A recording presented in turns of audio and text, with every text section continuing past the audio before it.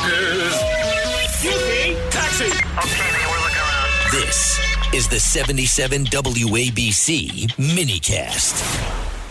Sean, welcome to the other side of midnight. Hello. I didn't know where to go with this. I just recently drove back up north to New York area. We're moving down south, and Highway 81 between Roanoke and Bristol. I saw something that I couldn't even comprehend. A Buc-ee's? It was something hovering off the highway, but it was very strange. All right, Sean, hold on.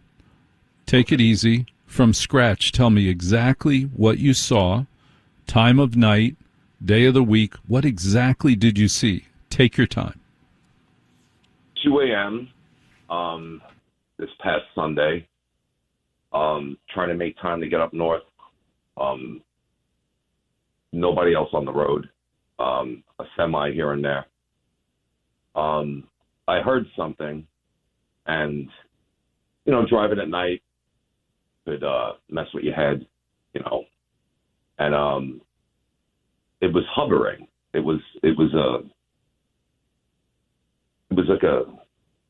definitely a machine of some sort. I don't know. I had to pull over because my eyes were on it, and I heard those things on the side of the road warning you if you're going off the road, tires. And I just watched it, and it just hovered. And I was thinking, U.S. military, there's probably a base around here, something like that. I didn't drink or smoke anything. I'm, a pretty sober guy, and I'm just looking at this, and I took video of it. And I wasn't sure where to go with it, because of who knows? I'm not a big conspiracy guy, but I know things happen. And with everything going on, I had a triple check. Called my wife, and I said, what do I do with this? And there's no resource to go to. There's no, I called up a police station in the area, and they didn't hear anything. I'm like, okay, well, don't worry about it, like that.